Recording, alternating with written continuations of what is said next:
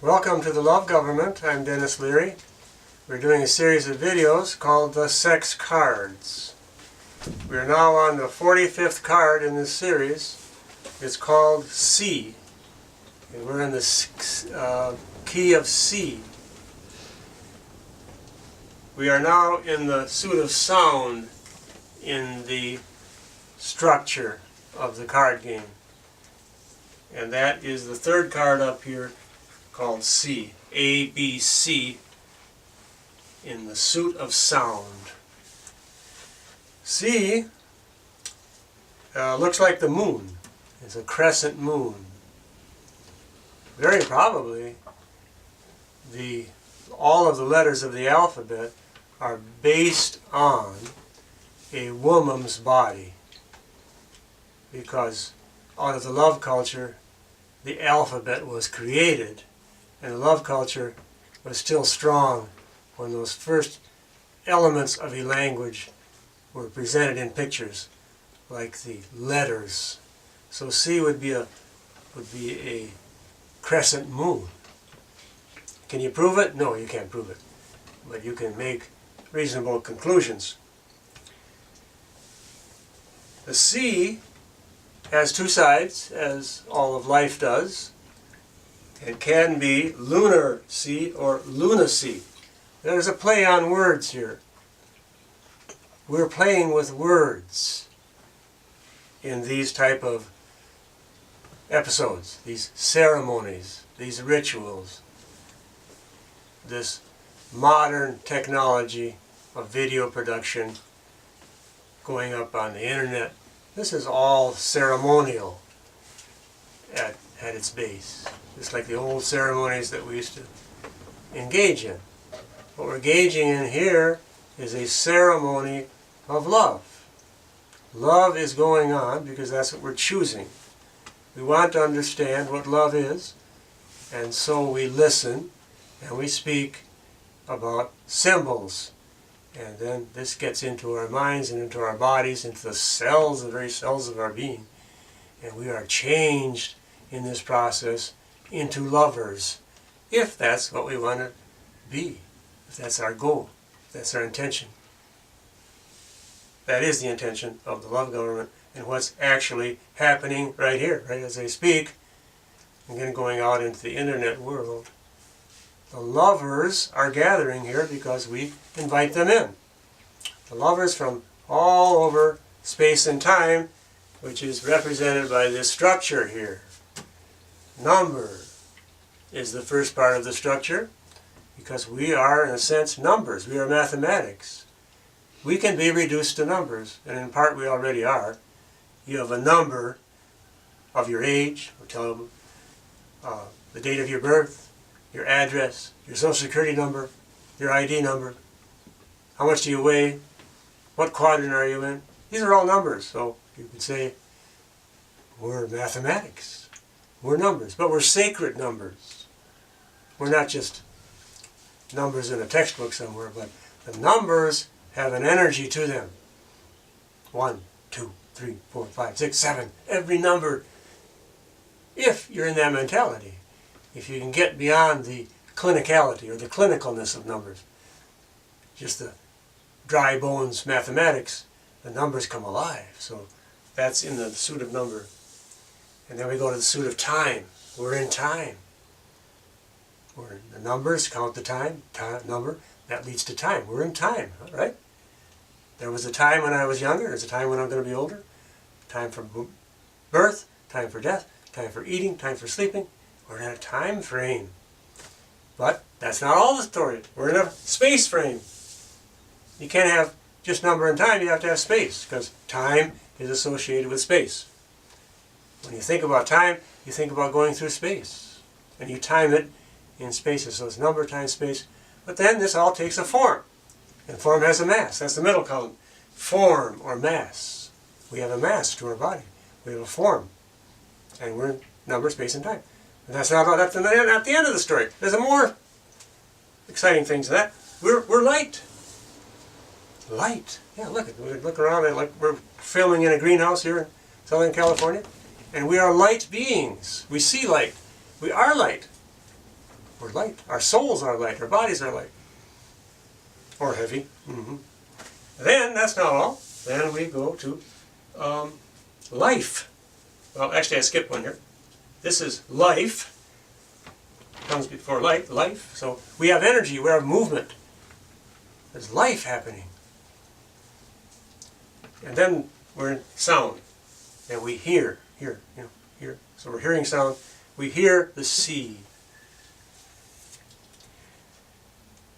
The picture brings additional information to us. So let's look at the picture.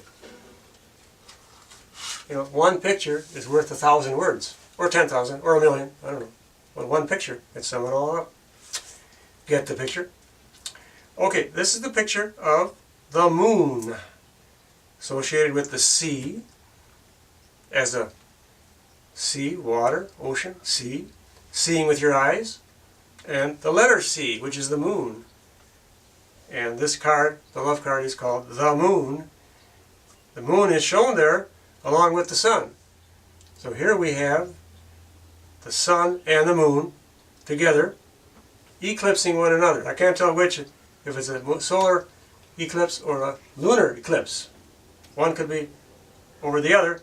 And there you have the man in the moon and the woman in the sun. Now why is that? Why would you say the man in the moon and the woman in the sun? Or the man in the sun? Well, we don't really speak about a man in the sun. I guess he'd get burned up. We can't really travel to the sun, can we? We'd get burned up.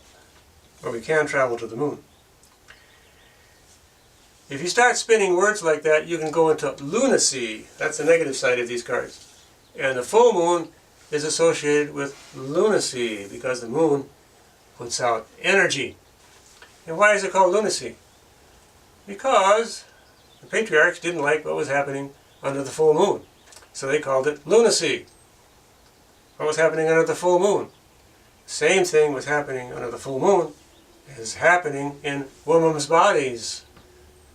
A woman's body is attuned with the moon. And we have kind of lost track of that song and dance today because we've become clinical and secular. And we've lost the sense of the sacredness. But the woman's body responds and is in tune with the moon along with the other bodies. So she ovulates monthly and she menstruates, and the whole lunar cycle is in tune with the moon. And we used to go by a lunar cycle. The calendar used to be lunar. Now it's solar, because I guess it's more controllable. It's more logical. It's more easy to control. The sun, sun. So anyway, it doesn't matter. But we still have remnants left of the lunar calendar, like Easter. Easter occurs on a lunar cycle rather than a solar cycle. That's kind of a good symbol for our culture. Our culture has gone solar. We think of traveling around the sun now. We don't think in terms so much of the moon anymore. We think in terms of the sun because the sun appears to be more masculine. And the patriarchs love to think of themselves as the most powerful element in the whole game. And so they associate man with the sun because the sun seems to be more powerful than the moon. So that's the way the game is played. You take up a power position based on what you want, and so you grab whatever symbols that are at hand, so the patriarch will grab the sun and claim that the sun is man and the moon is woman. Well, that doesn't make any sense if you look deeply into it, because the woman can be just as much the sun as the moon, or she can be both. In fact, I think the woman is more both. In some cultures, the sun is worshipped as a woman. So it's all a matter of choice, preference, and what's really going on underneath, coming out of your unconscious and your lovescious into your conscious. Let's see what this card might tell us. Windows of information and windows of energy. These cards come through energy. You say, whoa, how is that? Well, use another example then. Does your ATM card have energy? And you say, no, I don't think so. It's just a card. Oh, but what happens if you plug it in, try to get some money out, and it doesn't work? Well, you say something's wrong with the system. Yeah, it is. The energy is not flowing through that system. You put your card in, if you don't have the right numbers, and if you don't put it in the right way, put it in upside down, you can't get any money out. The energy system has to be operable. It has to be set up in a certain sequence, and you have to cooperate with that. If you decide, no, I'm not going to use a card, I'm going to go with my hammer, and I'm going to get some money out of the ATM machine. I'm going to slam through and get that money out. I don't want to use the card. You're not cooperative. The police are going to come and say, sir, what are you doing? I'm trying to get money out of this thing. It doesn't work. Well, do you know the rules? Do you have a card? Yeah, I have a card, but I don't want to use it. Well, sir, please come with me. We're going to take you down to jail. You can't do that. You got to go along with the rules. So love has rules to it, believe it or not. It's not just a free-for-all. So we say we have a lunar system, but we don't want to go into lunacy. If you go into lunacy, you want to just be crazy. And it's maybe fun if you're going to play a game with it, but if you're really crazy, it's not fun. So you want to go into lunacy is the negative side here. But we're talking about the lunar sea. There is a difference. There the sun is appearing, or the moon, or together, sun and moon together, brother, sun, sister, moon, are together over the two pillars. Now what are the two pillars? The two pillars are the lover's body, her two legs, her two arms, her two eyes, are the lover's body in short, and the sun and the moon are over it. And then there's a path coming from the distance to the water.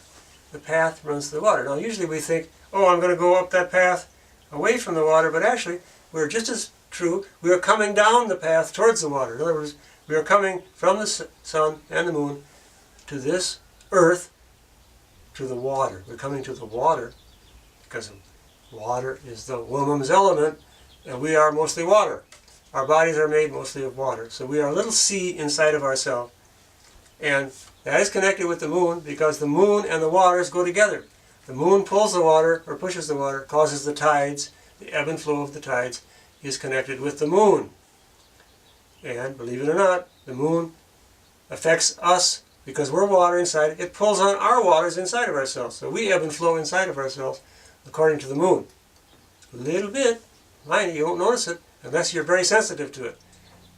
The claim is that in the love culture's way of doing it, in the love culture 100,000 years ago, East Africa by the big lake, or in the tip of Africa by the ocean down there, where we spent some time down there eating shellfish, the moon affects our bodies, but we have to be sensitive to it, and we've lost the sensitivity because we've gone so far into clinicality that we tend to lose that sensitivity. But if we don't lose the sensitivity, we can feel the moon pulling on our bodies. The waters just shift a little bit. And it's very obvious in the monthly menstruation and in the ovulation, which the women were tuned into. They knew when they were ovulating. It's obvious to them. Not so obvious to us, but they knew it. All right, so we are crabs coming out of the water. We shed our skin. We're going on this path. And there's the domesticated animal and the wild animal. As I said before, domesticated animals are a real problem. They tend to be destructive of our constitution. So we get to choose. We want to be a wild animal, we want to be free, or do we want to be domesticated and become a pet? We have our choice. Thank you for listening. We sign off with a sign. The whole body is a sign. This ceremony is a sign. All the lovers are joining us. We're lovers. You're lovers. All of us are lovers. Unless we deny that, then we're still lovers. Anyway, love. This is an L sign for love. Love, love, and more love. Thank you.